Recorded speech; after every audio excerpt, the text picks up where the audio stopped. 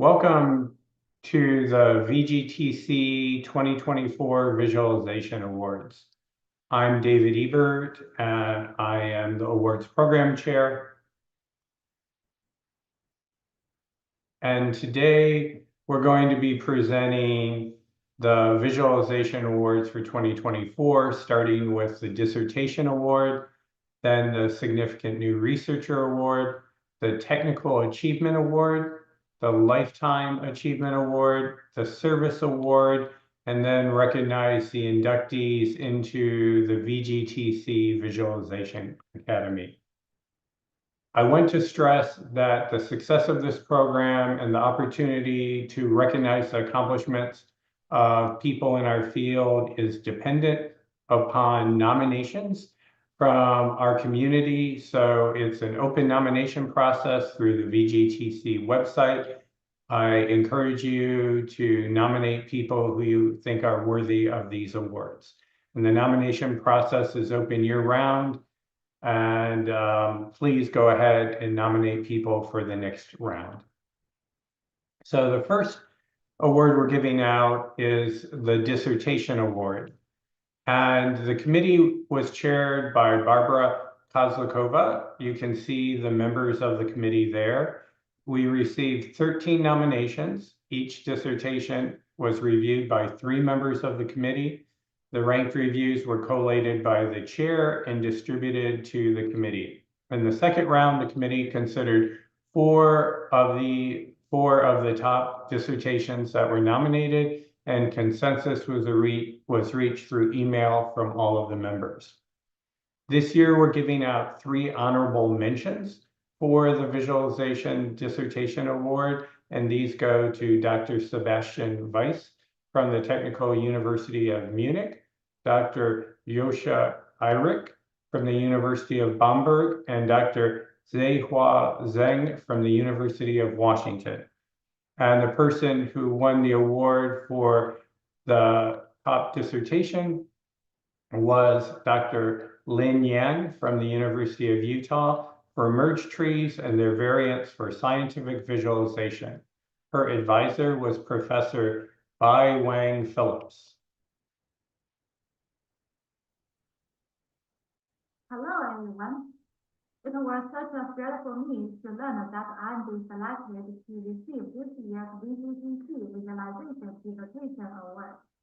I want to thank the award committee and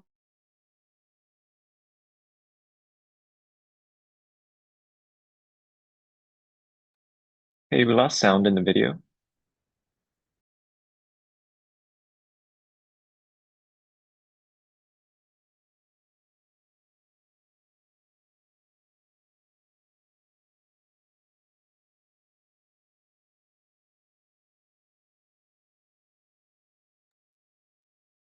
My apologies. I guess I will not put myself on mute because that mutes the awardee. My name is Lin Yan. I received my PhD degree in computing from the University of Utah in 2022 under the supervision of Professor Bayshore Phillips. And now I'm assistant professor in the Department of Computer Science at Iowa State University. Due to a problem with my visa, I'm so disappointed not to be there in person in Florida. This award means a big deal to me because the VIS conference has been such a great deal on my way to pursue my PhD degree. The title of my dissertation is Trees and Their Variants for Scientific Visualization. My dissertation addresses challenges in big data analysis by enriching methodologies and tools of topology-based visualization for scientific data exploration. My vision is to tackle data understanding by combining topological data analysis and data visualization to support the critical ingredients of a scientific workflow. I worked on developing advanced data reduction techniques and software that preserve topological features in data for in-situ and post-hoc analysis and visualization. I also developed new methodologies to quantify, visualize, and mitigate data uncertainties by combining topological, geometric, and visualization techniques. Here is an overview of work done in the recent years. My research focused on topological data analysis and visualization that spans the topics of feature caching, ensemble analysis, uncertainty visualization, data compression, dimensionality reduction, and the potential interface with machine learning. My work involves scientific data that I raised from scientific simulations in cosmology, combustion, and climate science. This work is also gratifying to me in that it highlights the impact of others who have contributed immeasurably. I'd like to thank all colleagues in the research community who I've collaborated with over the years. Here are a few that stand out, but there were certainly many more. In particular, my PhD advisor, Shivam Raval, has been the best supervisor that any PhD student hopes for. Finally, I'd like to thank my family and especially my husband, Shen. His love and support over the years has made all this possible. I have my little girl, Evelyn, born by the end of last year. Her birth was accompanied by the offer of my new job and a 2-week conference paper accepted as the leading author. She is my angel. Again, thank you for this visualization dissertation award.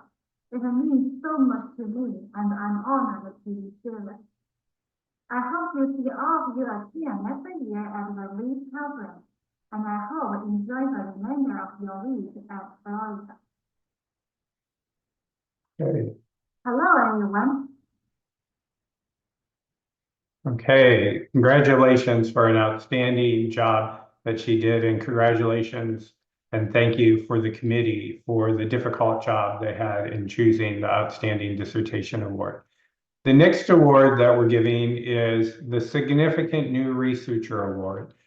This committee was chaired by Mariah Meyer, and you can see the other 5 members of the committee that were involved in choosing the awardees.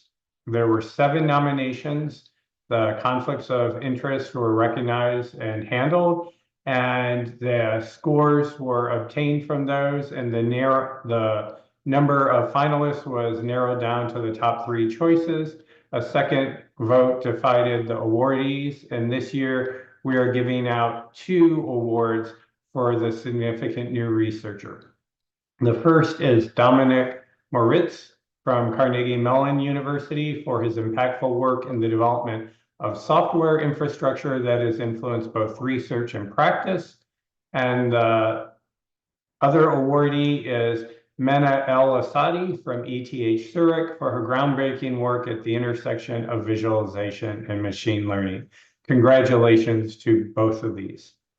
And with that, I will turn it over to Dominic to give his acceptance speech. Awesome. Thank you so much. Thanks so much for everyone who nominated me, voted for me, etc. It's really an honor to receive this award alongside Mena, whose work I really admire. And I've been lucky to have many friends and supporters in the VIS community. And I appreciate everyone who works on making sure that we all can enjoy this privilege.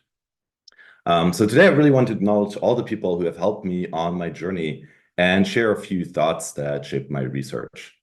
First and foremost, my advisors. Jeff, who has an impeccable research intuition to find high leverage research problems. I really admire how he seemingly effortlessly moves and transitions between deep research work and building good software. Bill, who never loses sight of the horizon and pushes me to not give in to conventional wisdom. Great inspiration. And my mentor, Daniel Fisher, who taught me the value of long walks to discuss research ideas, among many other things. Thank you also to my collaborators on the next slide here at the University of Washington and the visualization community. More than fits on this slide here. I really want to highlight Hem and Arvind, who originated Vega and Vega Lite, and who I learned a lot from. Over the last decade, the Vega ecosystem has turned into a thriving community. And Jake here, I want to thank as an early champion and the author of Altair, who represents the many people in this community. Also, thank you to my brilliant PhD students and collaborators at Carnegie Mellon University, who are a constant source of inspiration. And on the next slide, my teams at Apple, from the visualization team to all of the human-centered machine intelligence, software engineering, human interface, and others. I'm really grateful for having just celebrated 5 years with these amazing people and looking forward to a long future with them. So from all these people, I learned a lot, and I want to share a few quotes that shaped my research journey. I am receiving this award because of the tools we designed and built, like Vega Lite, Draco, Swift Charts, Mosaic, and others. And these are not just software tools, but especially good tools help us to get things done. And as someone wrote to me, with Falcon, it feels like I'm really interacting with my data. So good tools can really change how you're working with data. But tools are so much more. My advisor, Jeff, always asked in his talks how our tools help us become better analysts. How do we go beyond the nuts and bolts of our tools and how they function in the larger process of making sense of data? And so I'm very grateful that he always asked this question, and I've seen it time and time again that it's true. I've seen that tooling is an educational product disguised as software. Better tools make it easy to do correct things and harder to do incorrect things.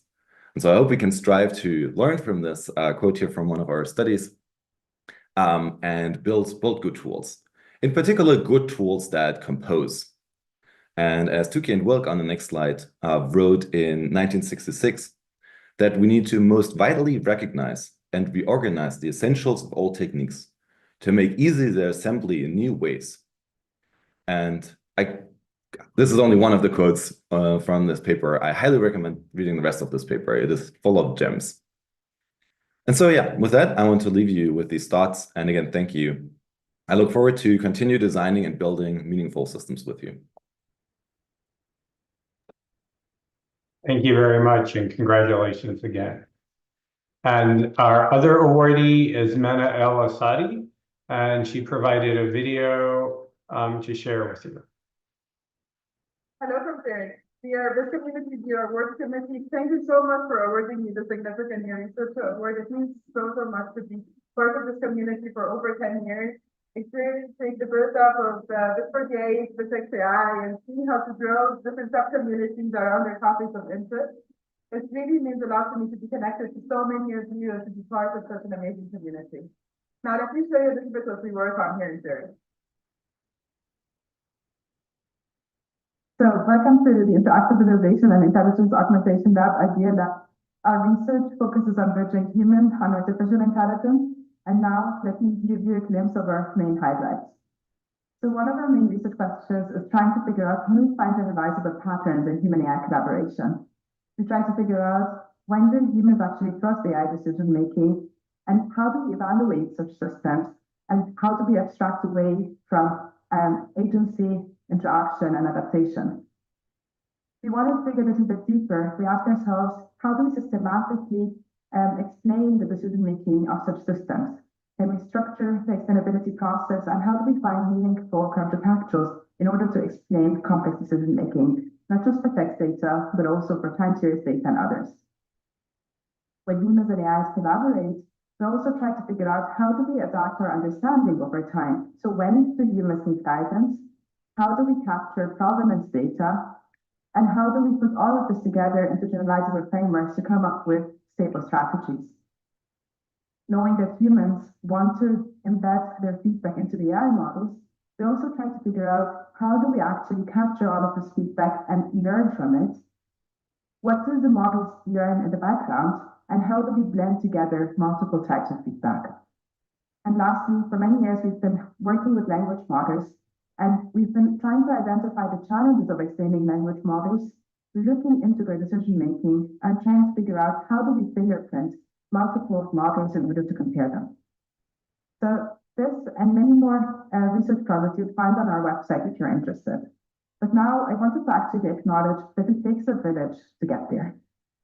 And my first thank you goes to Daniel Klein for taking me on as an undergraduate student and introducing me to the VIS community and pushing me way beyond my limit, allowing me to supervise 8 PhD students through my time in Constance.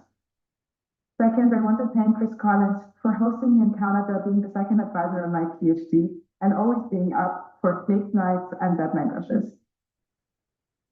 Miriam Butt, thank you for introducing me to NLP, for allowing me to see how we do interdisciplinary collaboration in the right way and introducing me to academia and sharing your academic journey.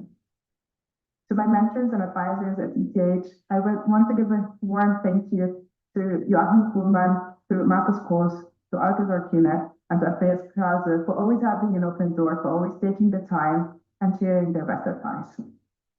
I also want to acknowledge the ecosystem that we have here, the brilliant collaborators, and all of the different potential that we can gain from working together in such a good ecosystem.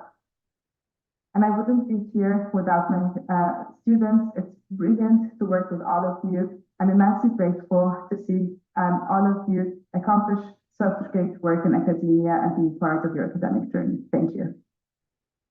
To the VIS community, a special thank you to having been part of this brilliant community and to having been part of the VIS 48 and VIS XCI sub-communities pushing such fields throughout the years. It's been a great pleasure to work.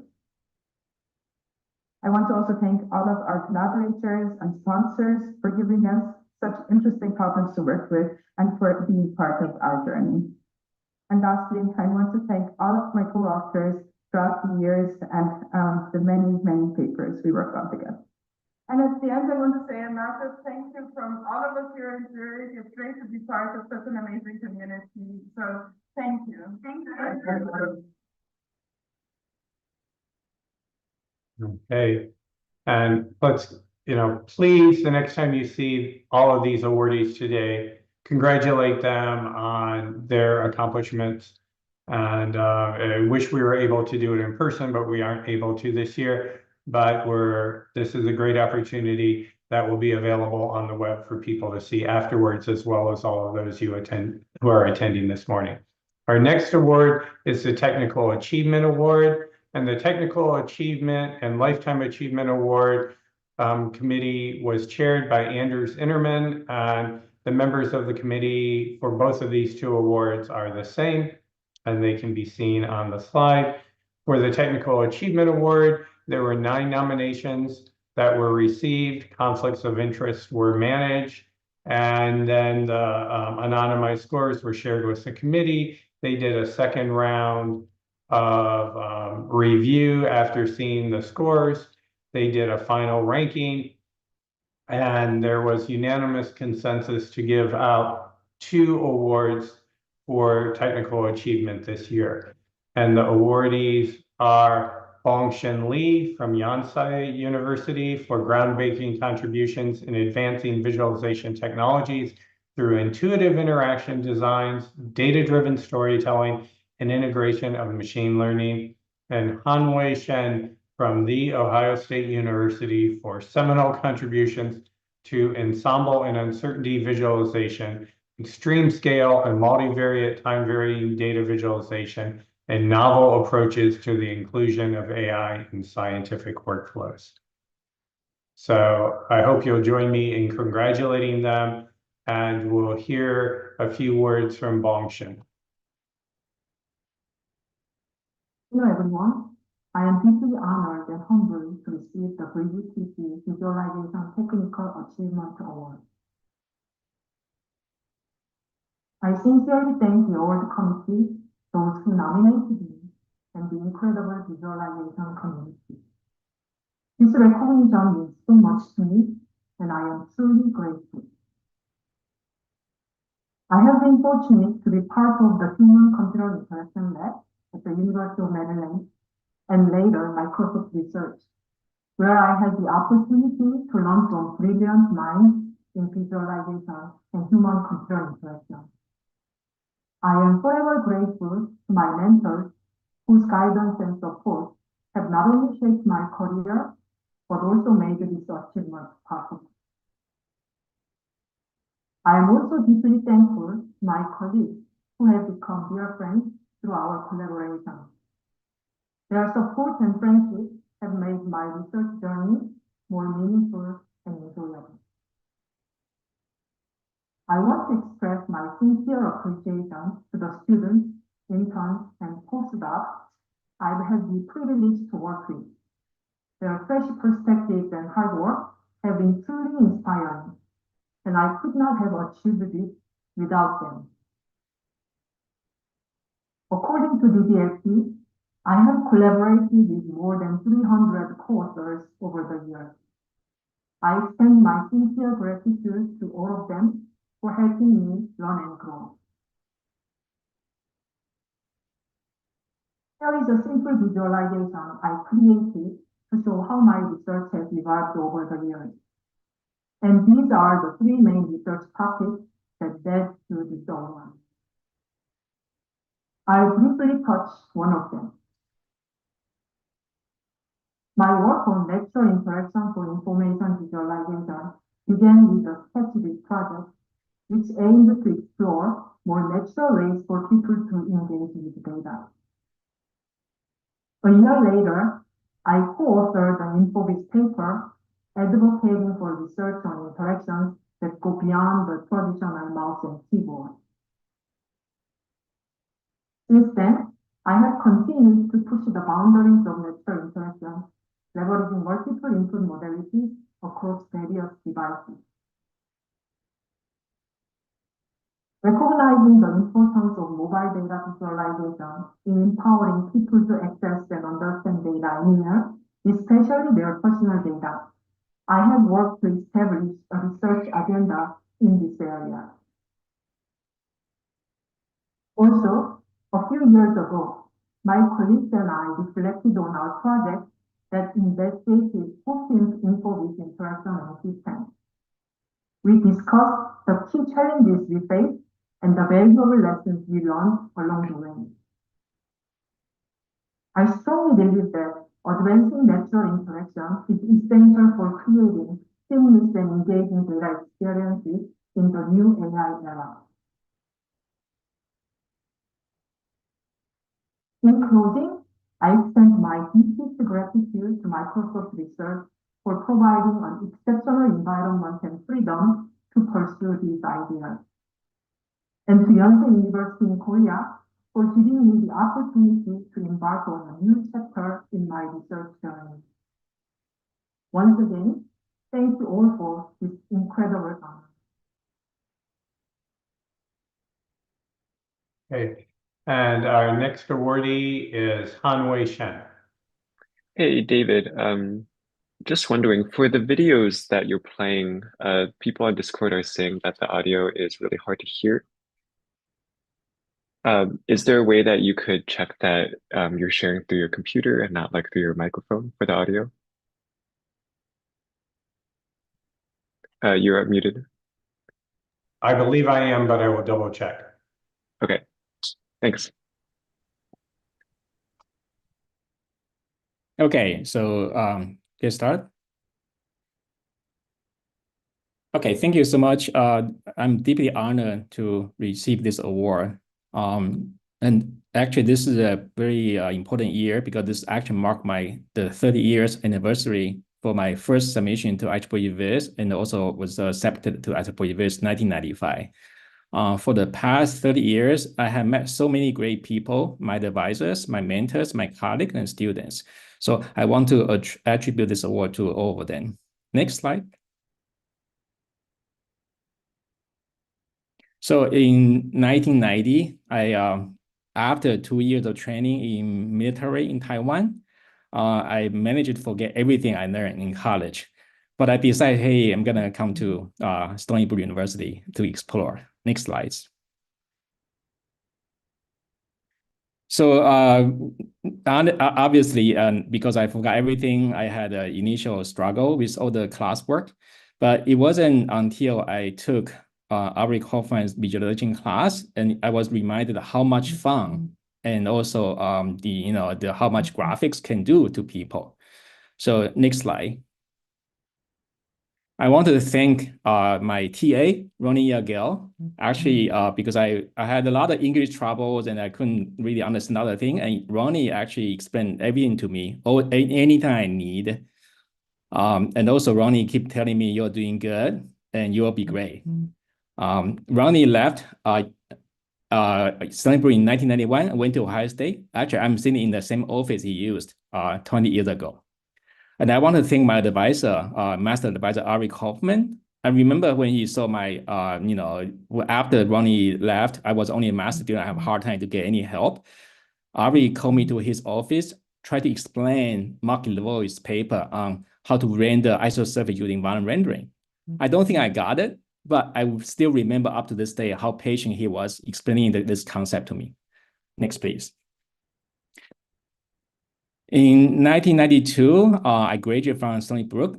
I did not quite know what I will be doing, but anyway, I picked up my car, drive to the west until I hit the place, Salt Lake City, Utah. Next, please. I was very lucky to be one of the first member in Chris Johnson's group, Ski Institute. And then, for the next 4 years, Chris was so patient. He gave me unlimited amount of trust, encouragement, and help. Next slide, please. And also I met Chuck Hansen. So I was an intern at Los Alamos in 1993 and 1994. And I think during the Los Alamos time, I spent as much time learning supercomputing for isosurface as biking, hiking, and also house sitting his dog, Stormy. And my PhD years, most of the time I spend on isosurface traction. So I want to actually, say Jordan Livna, he's one of the smart tips of my mate. After my first paper, he actually came up with the idea of span space that inspired my research and many, many other works. Next slide. In 1996, I found my dream job at NASA Ames before I got my PhD dissertation done. Next slide, please. I want to thank my manager, Sam Austin, who trusts me enough to hire me as a PhD salary without getting my PhD for 2 years. I also want to thank my colleague, David Gao. We worked together to come up with one of the first algorithm for unsteady flow reflect. I also want to thank my team. We were all hired in the same year: David Ellsworth, Patrick Moraine, Ravi Samtani, and Chris Hanzi. We had a lot of fun, and I really learned a lot from them. Next slide, please. So in 1999, I decided I will go back to academia, to Ohio State. Next slide, please. And before I realized it has been 25 years, I want to thank all the students who work with me, trust me as their advisor, and put up with me. And then next slide, please. So for the 25 years, we have done a lot of interesting work. They've done a lot of interesting work in information theory, in situ visualization, flow visualization. For the past 6 years, we have been working on primarily on AI for scientific visualization and also visualization for AI. And I want to really attribute the award to all my students. Next slide, please. And finally, I want to thank my, Lucy Noel from DOE and also Maria Zemakova from NSF. They support me, they give me honest feedback, and they always want me to do better and get better. So I really appreciate it. Next slide, please. Obviously, I have a lot of people to thank, but I think the most important thing is I want to thank you all for being an awesome community. And I want to say one thing is, some of you guys probably know that I will be at NSF as a program director for, human-centered computing. I want to hopefully to take the baton from the people I know, and I want to encourage and promote visualization research, in particular young researchers. Thank you so much again.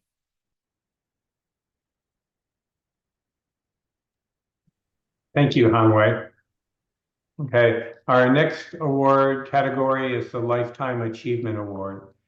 And there were 4 nominations this year for the Lifetime Achievement Award. Again, conflicts of interest were noted and managed, and during the first round, the top 4 candidates were ranked. The second round had discussions about the candidates, and they chose unanimous consensus on 2 people who should receive the Lifetime Achievement Award this year. And those are Hans Christian Hegge for a lifetime of fundamental technical contributions to visualization and visualization software with a focus on applications in the natural sciences, medicine, and engineering. And the other recipient is Min Chen for a lifetime of contributions to the theoretical foundations of visualization as well as outstanding work on novel and impactful contributions. So we'll first hear from Hans Christian Hegge.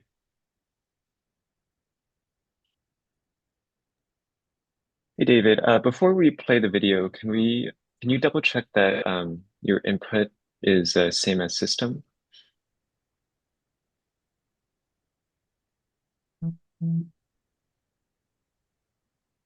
It is. Okay, and then can you try exiting out of the screen share temporarily? Okay. And then when you click to share your screen again, do you see a check mark for share sound? No, I just see It should be on maybe on the right side. I just see share being Alt S.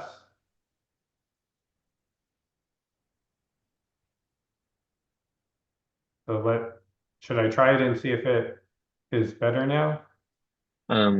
So when I click the share button on the bottom, on the right-hand side, I see two options, share sound and optimize for video sharing. I think you should check both if possible. Unfortunately, I don't have either of those two options in my version of Zoom Workplace. Okay. So let's try this and see if it works. Otherwise, I can try just doing it from within the PowerPoint. Apologies.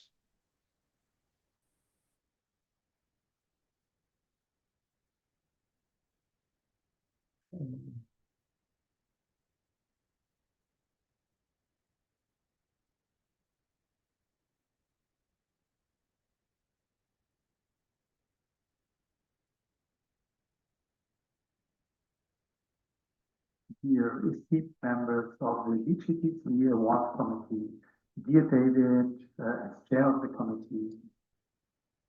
Quick check, is that working any better? I think I'm still having the same audio issues as before.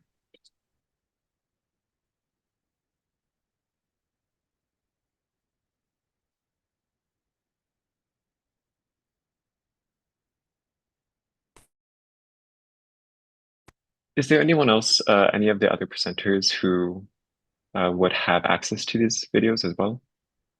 Is this going any better now? I don't think I hear any audio now. Members of the VGTC Awards Committee, dear David, as chair of the committee, dear colleagues, dear community, and dear friends. While I wish we could all be together in person, I'm deeply honored to join the virtual meeting accepted this lifetime achievement award. I'm deeply grateful for the honor of receiving this prestigious award, which I didn't expect. It is not only recognition of my own work, but also a sign of appreciation for all the people who have accompanied me and supported me along my scientific path. Unfortunately, there's not enough time to many people here. Instead, I can only imagine groups of people. First of all, I would like to express my deepest gratitude to all my former colleagues. Bachelor of Arts and Teaching, as well as the postdocs. Their creativity and their hard work made our scientific publications and software possible. I'm proud of what we have achieved together, especially the software that is now being used in many disciplines around the world. Without you, the achievements recognized through the award would not have been possible. It also reflects your outstanding performance, your tireless dedication, in the many hours of computer programming, countless rigorous virtual meetings, the late night email exchanges, and the last week's battles for paper submissions and software releases. I'm also pleased that into the suitability with Berlin and his presidents. They offered me the unique opportunity to establish a partner in data visualization and to realize my vision of visualized science that I have carried with me since graduating.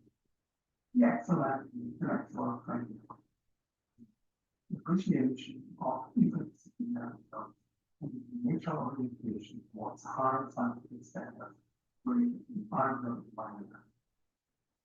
I would also like to express my sincere thanks My protocol research in various fields of application, including the natural sciences, medicine, engineering, environmental sciences, and archaeology. Their openness and their enthusiasm for the possibilities and benefits of this research and social data analysis has been crucial for our success. In my professional field, many of whom join us locally from around the world, your brilliance, your collaboration, and sometimes your healthy competition have helped shape not just my career, but the entire landscape of our profession. It has always been a great pleasure working with you. And most importantly, to my friends and to my wife, who are making support, has been my anchor throughout this problem. Thank you from the bottom of my heart for unconditional support. My deepest thanks go to my children, who often help me appreciate my life. While celebrating past successes, we should also look to the future. As globally connected researchers, triggered by and we continue to develop and apply effective clinical techniques to deepen our understanding of the world, to disseminate knowledge and put effects, and to find solutions that positively impact the well-being of health for all living things on our planet. Thank you very much for the attention. I wish you all a great and inspiring conference. Thank you very much. And if we can make the videos available after the session so that people will be able to hear the audio. When we tested it on Zoom before the session began, everything seemed to work fine, but the transition to YouTube seems to have caused an issue. I apologize for that. And now for Min Chen, our other Lifetime Achievement Award winner. Hey, David, do you think you could share the videos with me, and then I can try to play them from my end? Hi. Yes, there are about 500 megabytes of video, so I'm not sure that I can share them very quickly with you, so I'll try to make them available afterwards. Okay. Hi. Building theoretical foundation is a long-term endeavor. It is not the work by just a few people. Therefore, this award belongs to many pioneers and economists who made contribution previously, especially those who have the current post series. This award also belongs to those who provide the positive and negative evidence to evaluate theories in practice. That is all of us in this community. Like most of us,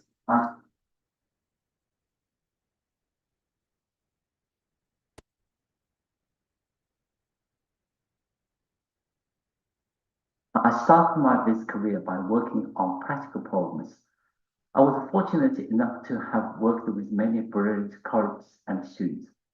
Perhaps while they were developing exciting technical solutions, I was puzzled by some silly questions. For example, in volume visualization, transfer functions seem to distort data. Should this be allowed? When I became interested in video visualization, I was more confused. Most information in a video was. Hey, David, so some people are having a lot of trouble with the video audio. People are suggesting that if you exit Zoom completely, that you could potentially give Zoom the audio permissions that you're missing. And then if you rejoin, hopefully you'll get those back. Okay, I will try that.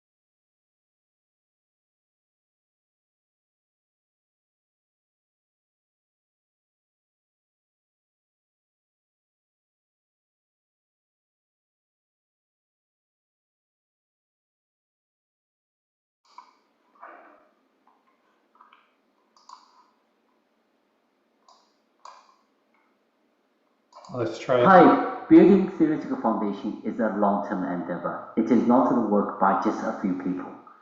Therefore, this award belongs to many pioneers and the colleagues who made contribution previously, especially those who had the courage to propose theories. This award also belongs to those who provided the positive and the negative evidence to evaluate theories in practice. That is, all of us in the VIS community. Like most of us, I started my VIS career by working on practical problems. I was fortunate enough to have worked with many brilliant colleagues and students. Perhaps while they were developing exciting technical solutions, I was puzzled by some silly questions. For example, in volume visualization, transfer functions seem to distort data. Should this be allowed? When I became interested in video visualization, I was more confused. Most information in a video was not displayed. Simply saying that such information was not useful did not convince me. Through video visualization, I learned to design and conduct empirical studies. Besides evaluation, I was more fascinated by the human's mental ability to interpret visual information. There was, and still is, so much waiting to be discovered. David Ebert and Tom Myrtle introduced me to visual analytics. I noticed that in comparison with data, VIS was cool. In comparison with data mining and later machine learning, VIS seemed to be a bit uncool. What are these triangular relationships? When we tried enthusiastically to persuade others to use VIS, for example, using the big word insight, we often receive some rather unenthusiastic reply and doubts.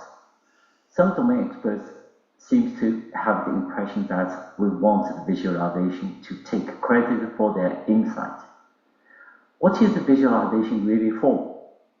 Likely because I was more confused than others, I became interested in finding informed answers to my silly questions.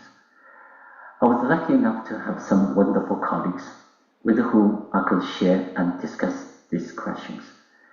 They kept my sanity by working with me and trying to make theoretical progress. This slide shows 4 major steps in my personal journey. There were many other steps along this path involving many colleagues. It was rewarding to work with a larger group of colleagues in the Wells Research Institute of Visual Computing under the RAMP VIS operation. I was deeply moved by many of these colleagues who volunteered their expertise and time to help combat some huge challenges during the pandemic. In addition to some 250 colleagues and students who worked with me on this part, I would like to thank my 2 PhD supervisors and the 2 heads of department. Prof. Townsend showed me how to be a decent academia. Prof. Barker taught me to be internationally focused. Prof. Tucker encouraged me to work on theoretical problems. Prof. Chafathan provided me with the environment to do so. I'm in debt to my late parents, especially my mother, who sacrificed so much for me.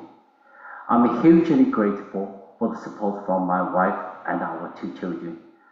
I know Rona is hoping that the award would mean no more this deadline. Maybe. Thank you all. Was the sound any better? Yes, audio was much better. Okay. So maybe I will try doing it. We can try doing it projected to see if it works. Okay. Hi, building theoretical. Okay, and our final award is the Visualization Service Award. The award chair was Loretta Allville, and the committee can be seen on the screen. There were 8 nominations spanning service to VIS, Euroviz, Pacific Viz, TVCG, and VGTC. Nominations were received from the community and recommended by committee members over the past 3 years. The committee used an instant runoff voting process based on the rank order votes of the committee members, which converged on a winner. And this year's recipient is Maria Velez from Imagination Lab in recognition of her exemplary dedication and outstanding service contributions as the Finance Chair of IEEE VIS from 2010 to present, which has been instrumental to the success and growth of the conference. Congratulations, Maria. Hey, David, I actually have Maria's video downloaded now. I can try to play that from my end. Okay, that's great. We'll give it a shot, see how it works.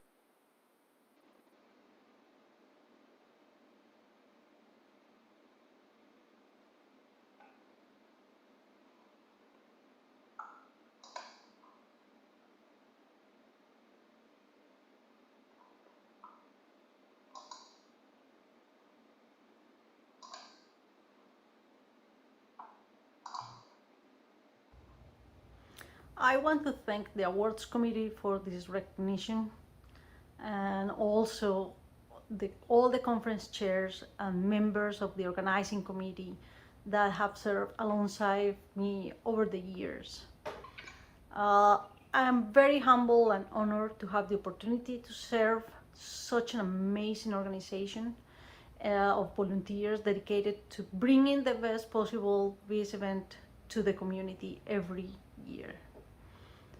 Since I started as a student volunteer in 2005, supporting the conference has really made this event a much better experience for me, not only professionally, but socially. Some of my best friends are part of this community. 5 years after my first VIS, Gotham asked me if I will be interested in joining the finance committee. He had considered the role before, but he really was not into budgets. And I just jumped at the opportunity. I have been working with Loretta ever since. And this year we had a new member of the finance committee, Bhavadna.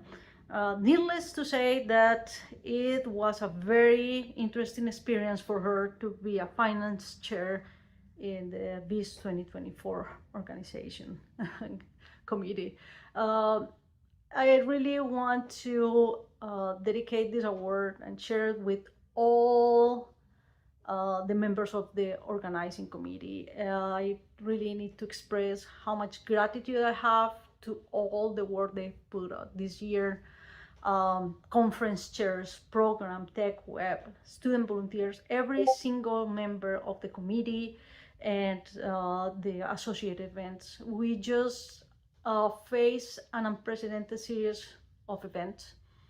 And I know that we were hoping to have an in-person meeting this year, but it's an amazing achievement just to be able to have a successful virtual conference organized in such a short time, especially with all the uncertainty that was surrounding every single decision in the last few weeks.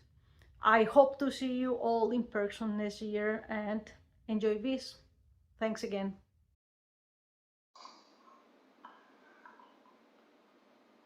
All right, David, back to you. Okay, thank you very much for your assistance with that. And so our final category is the VGT Visualization Academy. And this committee has been chaired by Sylvia Mitch with 6 members of the committee that went through the 12. David, I think you need to reshare your screen. Okay.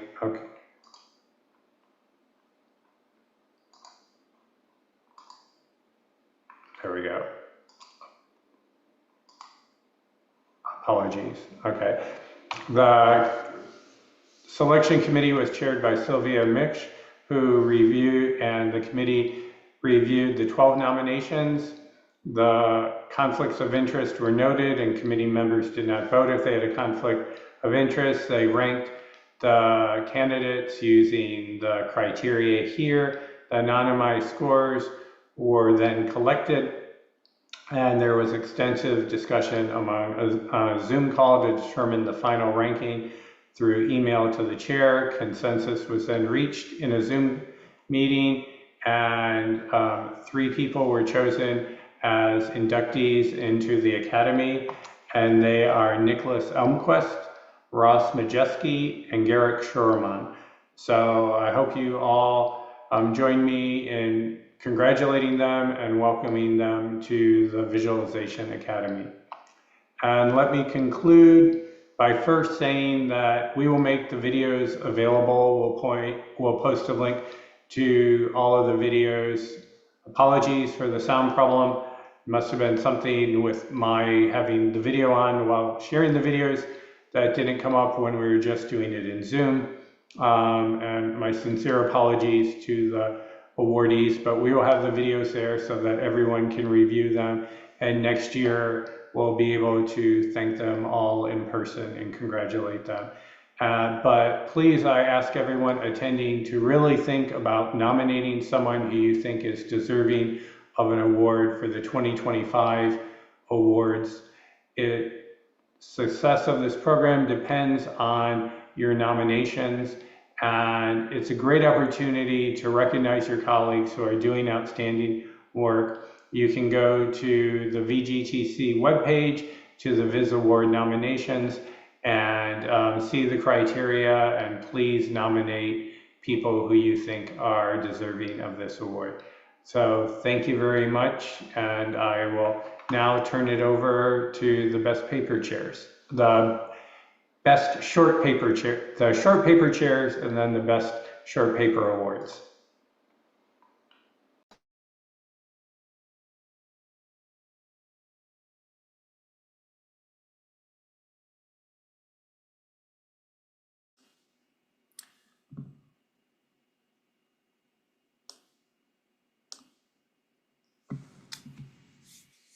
All right. I'll assume the slides are there and everybody can hear me. So I'm very happy to introduce the short papers program this year. It's going to be a fairly short presentation. I think we are a bit behind already. So we had 4 short paper chairs this year, Johanna, Takayuki, Hongfeng, and myself. For those of you who don't know, the short paper process was a bit different from the long papers previously. Now it's kind of almost the same. Maybe long papers kind of were very impressed with the way short papers were handled. And so we have 1 primary, 1 secondary who are on the committee. They do some bidding based on expertise on submissions. And they do 4 to 6 reviews overall. Each paper receives a minimum of 3 reviews, so 1 from the primary, 1 from the secondary, and 1 from an external reviewer as well, so only 1 external. By default, it's single blind and optionally double blind, so all of that is now kind of very consistent with long papers. At the end, the primary gives a recommendation to the paper chairs who make the final decision. There is also, so the one difference with long papers is that there is no second round review, and the authors directly prepare their camera-ready version. We have quite a few submissions, and so we have quite a large program committee as well because we want to keep the load fairly low. I want to thank all the program committee members. If we were in person, we would all be clapping. And just I wanted to note that we aimed to kind of strike a balance in terms of nationality among other factors, demographic factors. It's still very skewed toward the US, and I mean, there is some diversity, definitely, quite a few countries being represented, but it would be great if in the future we see more diversity even, and so don't hesitate to volunteer to be part of this committee. That being said, I'm going to hand it over to Takayuki. Hello, I'm Takayuki. Can you hear? Now, I'd like to talk about submissions. This year we had 207 submissions and 66 accept and 141 reject. So this is the statistics of 6 years of submission. So a number of submissions of short paper decreased for 4 years, but recently it's drastically increasing. So I think short paper sessions are still growing. Next, please. So our acceptance ratio is 31.9%. This is almost same for each year. And average score was 2.75, and then the lowest accepted score was 2.83, and the highest rejected score was 3.17. These are almost same as last year. So next, please. So we have 7 short paper sessions tomorrow and the day after tomorrow. On Wednesday, we have graph hierarchy and multidimensional, scientific and immersive visualization, and system design. On Thursday, we have perception and representation, text and multimedia, and analysis and applications, AI and LLM. And and next, Hongpen will talk about best short paper and honorable mention awards. All right, thanks. This is Hongfen, and next we'll be announcing the Best Paper Award along with the honorable mentions. So selecting this award is a rigorous process conducted by our Best Short Paper Committee, which including Professor Daniel Ashbaum from Newcastle University, Professor Wei Chen from Zhejiang University, and Professor Cao Li Wang from the University of Notre Dame. We are grateful for their careful evaluations and expertise. Next slide, please. The committee has selected 2 best short papers. The first best short paper titled Hypertrix, Indicatrix for High Dimensional Visualizations is authored by the Shivam Raval, Fernanda Viegas, and Martin Wattenberg. The committee note Hypertrix represents a visualization techniques to give an indication of local distortion in dimensionality reduction plots.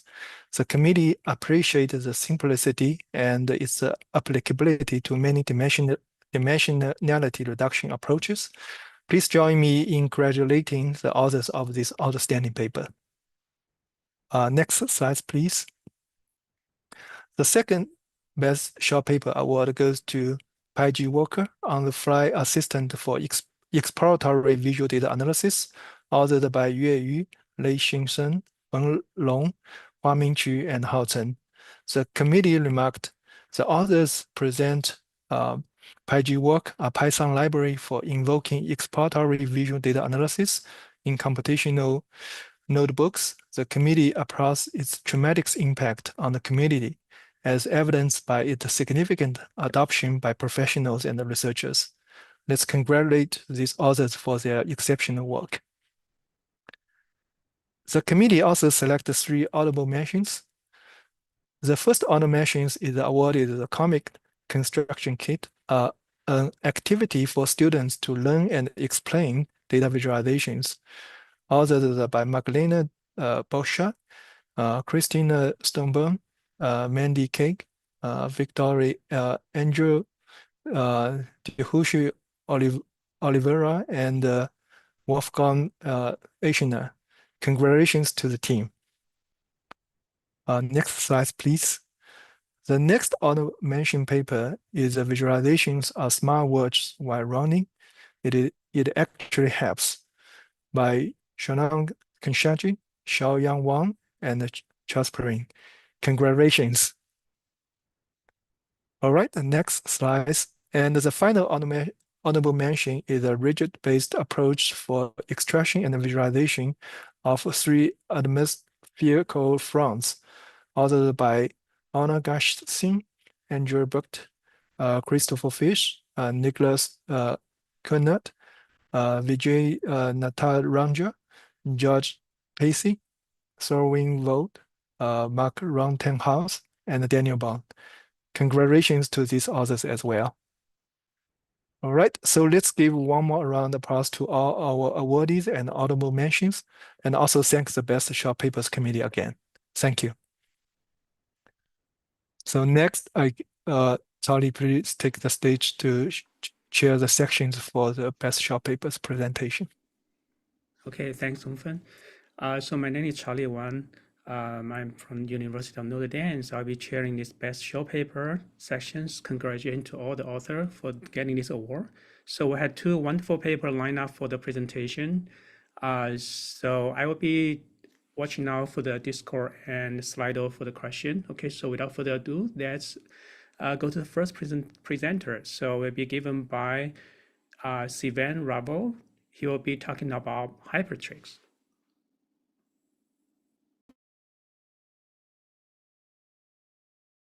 Can folks hear me online? Yes. Okay, awesome. Hello, everyone. I would just like to take a minute to first say my thoughts and prayers are with everyone who are affected by the hurricanes.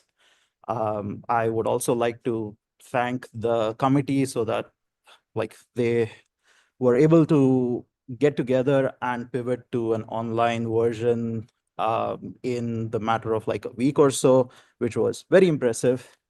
I would also like to thank the best paper committee chairs, the short paper committee chairs for giving me the award. Also my advisors, Martin Wattenberg and Fernanda Viegas for their guidance and advice. Finally, I would like to thank myself for doing the work. Now I'm kidding. But anyways, I'm Shivam, a grad student at Insight and Interaction Lab, advised by Martin and Fernanda. And this is my work, Hypertrix, an indicatrix for high-dimensional data. So let's just start. High-dimensional data visualizations are getting pretty common across many disciplines and domains. You might see t-SNE and UMAP plots in papers across different disciplines. Let's just start with one simple example that is still used in a lot of machine learning benchmarks, the MNIST dataset. It's a collection of digits, 60,000 in number. This is a t-SNE plot of all the digits. It looks nice and pretty. You might get some insights. Clusters are well separated. Things look nice and clean. But my question is, what does it actually mean when you're looking at these clusters? Do they actually represent the size and scalings of the actual underlying data in the high dimensions, or are we being fooled somehow? And is this information of the high dimensional data accurately represented in these visuals? Well, let's see. If we do a simple test, if we just look at a variance of neighborhood distances for each and every point and its neighbor inside a cluster, there is a peculiar figure that shows up. The digit 1 is somehow slightly abnormal in shape in the high dimensions, but in the projections, it looks kind of like the other clusters. Well, what this variance plot shows that the digit 1 cluster is supposed to be more compact in the high dimensions, but I don't think that information is being conveyed here. So that is kind of what led us to Hypertrix. We wanted to visualize distortions in projections of high dimensional data. Now, this idea is not new. Let's take a step back and go to like 1800s or 1900s. Distortion in spherical distances was seen and known very well in cartography. Tissot introduced his indicatrix, which visualizes local distortion with small ellipses over a map. I'll show you how this works. This is an orthographic 3D view of the globe. If you open this spherically symmetrical surface and flatten it out, looks like a map like this. If you look closely at this map, you might see something weird. Greenland and Africa look the same, which are not true. I can attest to that. I've not been to Greenland or Africa, but I've looked at the stats. So that is not true, but it looks like from the projection that that might be the case. If I project the map some other way, now things are distorted weirdly along the longitudes. So both of these aren't the best representations, but they are a representation of the 3D data. What Tissot did was to make the 3D surface have small spherical unit circles and see how they were distorted in the projections. Now it shows clearly that there is difference in distortion in both of these, which is local and is dependent on where you are positioned on the map. We wanted to extend this idea to high dimensions. So how do we do that?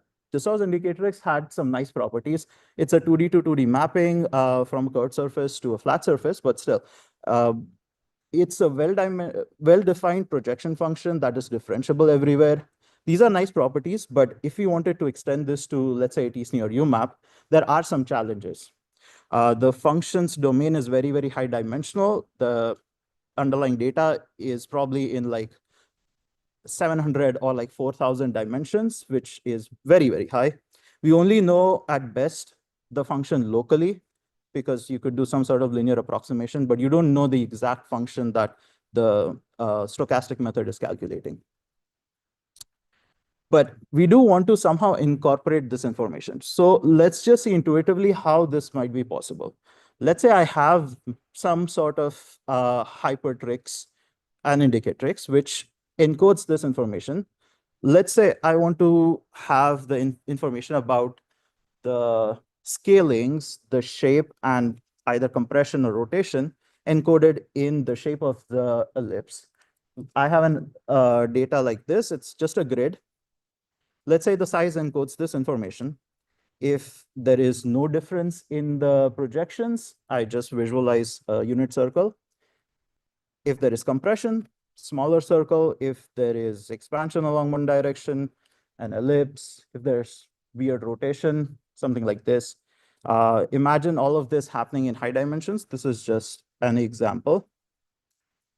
But we also have another dimension that we could encode some quantity in, the color. So this is another scenario.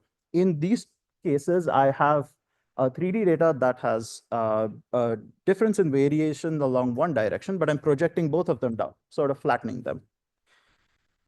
So in both of these cases, I might also want to encode how much of the distortion information is lost in some way. I represent that with color. Darker color means more distortion in distance. Lighter color means less. So the way this is done in practice, and you can look at this in details in the paper, but we compute a grid on the projections and then learn a locally linear transformation. And using some metrics that we compute, we create this hypertrix, and we overlay that over the whole projection. But now let's look at this in practice. And it will be nice to see this with a real example of a synthetic data. So I have created a data set that is very simple. It's 2 Gaussians in 100 dimensions. The left is just an illustration. It's not actually in 100 dimensions. But yeah, so you can also do this. You can ask ChatGPT or Claude to write some code for you to create some Gaussian data set in 100 dimensions and then do t-SNE and UMAP and visualize it. If I do that, this is what you get. You get clusters of the same size, even though that is not the case in the high dimensions. This data is not visualized or represented in the projections. These are what the indicatrices look like. There are a few things that might just be apparent. There is a difference in how the local distortions occur all throughout. That is why it looks abnormal and weird at different places, because that's how t-SNE and UMAP work. In general, one of the clusters is more compressed, which is why it was supposed to be bigger, but it's not in the visuals. There's also a whole bunch of distortion in distances around the edges, because that the method is trying to like compress everything closer together. Everything that's sparse and like around the boundary is also pushed inside further. And you can also compare between t-SNE and UMAP, how the differences occur. But yeah, like this is why we wanted to create Hypertrix. Let's go back to MNIST and keep your focus on this cluster. This is what it looks like. There are a few other things that are also interesting. Sure, like the ones cluster is supposed to be more compact, but t-SNE decided to make it bigger.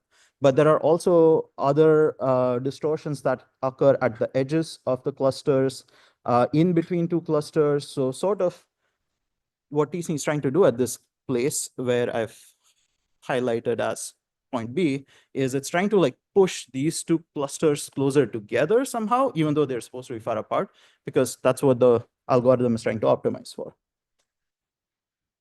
So in general, these two clusters should be farther apart in some way, but they're not. Now, Hypertrix isn't perfect. t-SNE and UMAP are methods which are highly dependent on the hyperparameters you use. And in turn, Hypertrix overlays would also look very different for different hyperparameters. But that might be a good thing. Maybe you can use this as a way to look at the trade-offs between nice, pretty visuals and communicating information accurately. I come back to this point again. If the dimensionality of the data is too high, the algorithm needs to be modified. Otherwise, you might be over-constrained and the linear approximation might not be the most accurate. And so what we do is, in those cases where the data dimensionality is too high and the neighborhood has less number of points, we start with the PCA of the original data. And that also is fine because t-SNE inherently does that. It does PCA to 50 dimensions first before starting its optimization steps.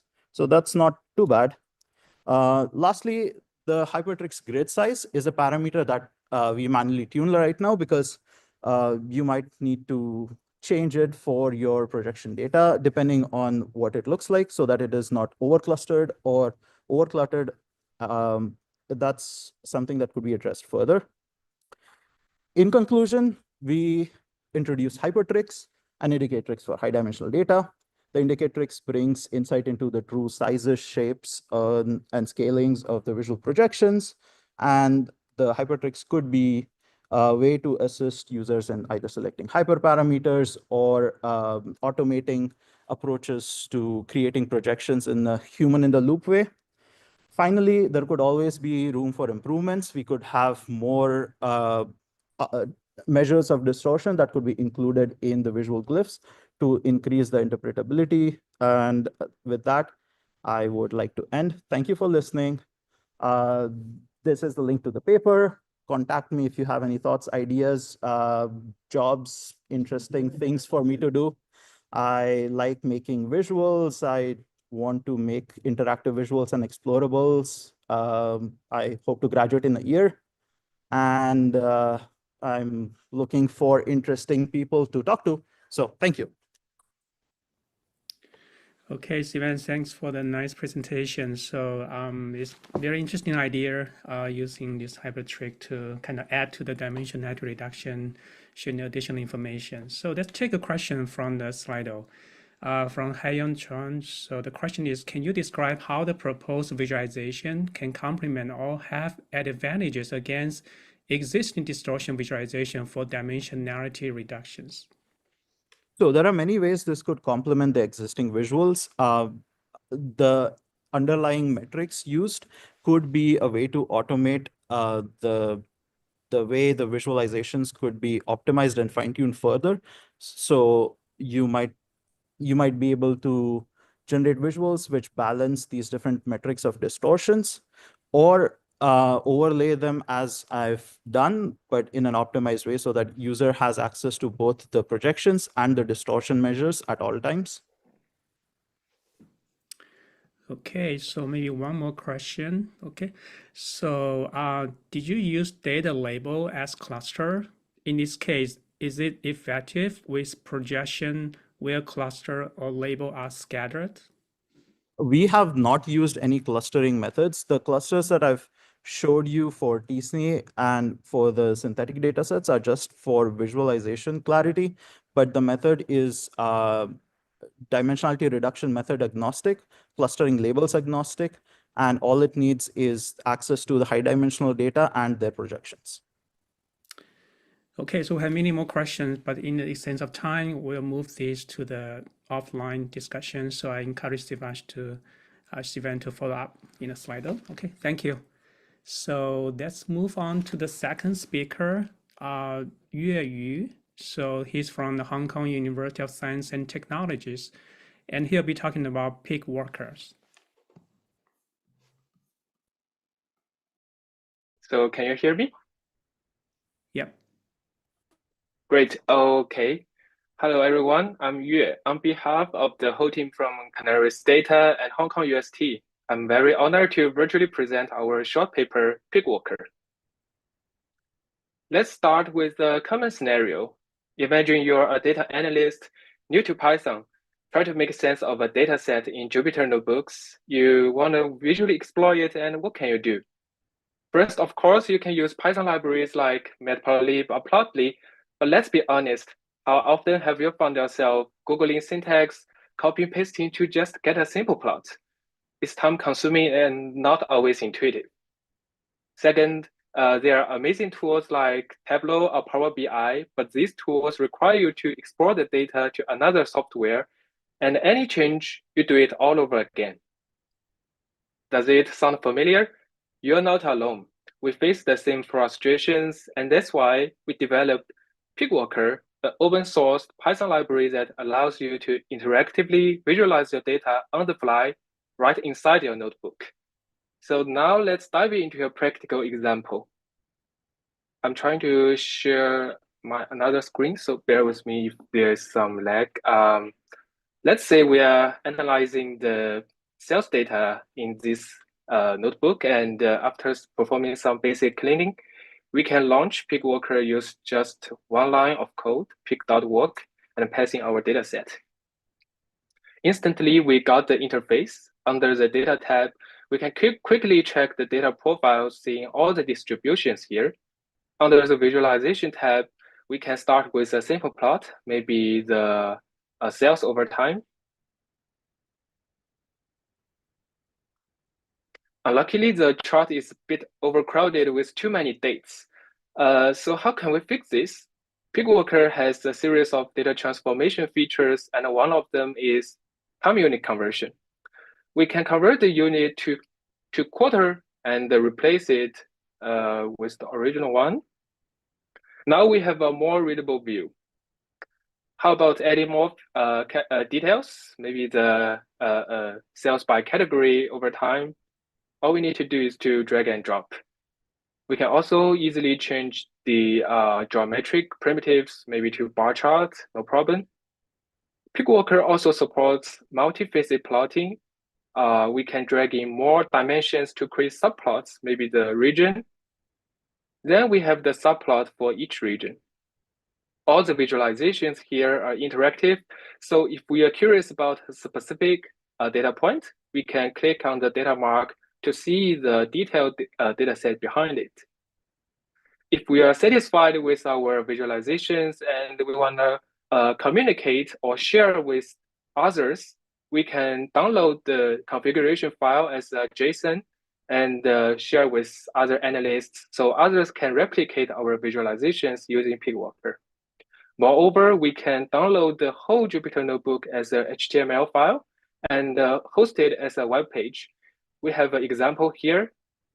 So even people without a programming environment can easily access our visualizations, seeing different visualizations, and even interact with it. And we have the link for this web page in our paper. So that's enough for the demo. Let's go back to talk about how we built PyGWalker. The idea was straightforward. Since Python, IPython, the kernel of the Jupyter Notebook, can render HTML, we realized that we could create an interactive visualization component to visualize any dataset passed in. This component could be embedded directly into the HTML rendered by Python, and allowing it to load the user-defined dataset. Here's how the architecture works. When users interact with the interface, their actions are captured in something we call graphic link. This is a declarative specification that encodes everything needed for the visualizations: data characteristics, transformations, visual encodings, and detail and style. It lays the groundwork for what comes next. Then the compute link processes these interactions to derive the necessary view data for the visualizations. The workflow can include a series of data queries, including filter, which selects data subsets, transform, which applies calculations, view, which aggregates the data into a view data, and the sort, which orders the results. Finally, both the queried data and the graphic link can be rendered into charts. It allows us to support various chart types using Vega Lite, handle pivot tables, and even display geographic visualizations. However, if you are a JavaScript developer, you might notice a problem, very serious problem. Doing all this computation in JavaScript is very inefficient, especially with large datasets. So this is where our refactored architecture comes in. We introduce a parser that converts JavaScript workflow into SQL queries to support more computation modes. And now PyGWalker can visualize millions or even billions of rows of data interactively. The first mode is what we originally used using web workers in JavaScript. The second mode, ideal for large data set, is kernel mode. Here we use DuckDB, a high-performance analytical database to efficiently process the data. And let me show you another quick demo. So in our another notebook, I loaded a very large data set, and we can still invoke PyGWalker. Sorry. But this time we can use kernel computation mode. It may take a few seconds, but we got here. Although we have nearly 3 million rows of data, we can still smoothly checking the data profile in real time. Under the visualization tab, we can start with maybe a simple plot to check, like the date, maybe the frequency over time. No problem, we can add in more measures like the trip distance. We can even change the aggregation function.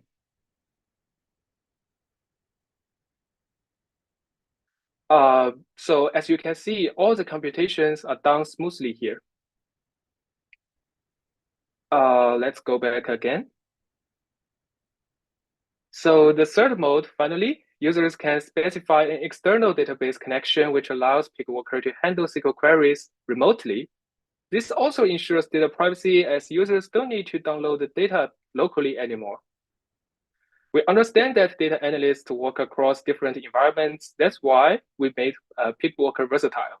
Besides Jupyter Notebook, it supports Colab, Kaggle, and other frameworks like Streamlit or Gradle. We also note some data scientists may not use Python as the primary tool. Thanks to our decoupled architecture, PyGWalker can be integrated into other languages. Like for R, we developed an open source GWalker sibling package with same functionalities. Since our release in February 2023, PyGWalker has seen over 1 million downloads and earned over 12,000 stars on GitHub. If you haven't done so, please help us to reach 13,000 today. We've seen developers and researchers integrating PyGWalker into their very interesting projects. For example, BRCat is a project that combines PyGWalker and large language model for conversation-based data analysis. Diagnostic Expert Advisor is designed for medical researchers to explore their data set, and PyGWalker is integrated for customized visualizations. Furthermore, we are very grateful to see wonderful tutorials made by YouTubers in different languages worldwide. As a wrap-up, I want to thank the VIS committee for giving us the award, and I want to emphasize that PyGWalker is truly a product of its community. We owe a big thank you to the community. No matter a minor bug fix, raising an issue, or the implementation of entire features, every contribution has made a difference. Moving forward, we're excited to continue expanding its capabilities and warmly welcome every of us to join this journey. So thank you so much for watching, and I'm happy to take questions. Okay, thanks, Shia, for a nice presentation. So it's very fantastic to see the extreme number of the follower and the download from the GitHub is a great success. So let's start with maybe 1 or 2 questions from the Slido. So the first question, towards capacity, are the PyGWalker chart interactive? Can you add brushes and link between multiple charts? Currently, we don't have like multiple views which are linked on a single canvas, but maybe in the future we will introduce like multiple view compositions of different charts. But currently, we only support the charts of single data set, and the charts we have multi-facet, but the multi-facet plotting will not be interactive with each other. So so the best of our capability is to like click on the mark or hover to see the detailed data set of the mark. Okay, good. So maybe another questions on the community, PyGWalker can serve. When will PyGWalker be most useful? Would that be for people who are new to data visualization or people with their intended visualization in their minds? Yeah, this is a very interesting question. I would say both, because for people with who are new to visualizations, they must not be very familiar with the syntax. So PyGWalker will be their first option to go to if they are using Python or R. So they just need to input one line of code. And for people without with some intention to create a specific chart type, maybe they can use the libraries they are familiar with, but PyGWalker can also be an option if they want to explore more, because I don't think people will stick to one chart permanently. And if they want to move to other columns to explore other options, PyGWalker will be a very good option. Okay, so there are many other questions at the slide. Let's move the discussion offline. Okay, so that will conclude this section. Let's thank all the awardees and also the Best Show Paper awardees. And just a reminder that there will be a full Best Paper section presentation starting at noon, around 15 minutes. So hope to see all of you there. Thank you.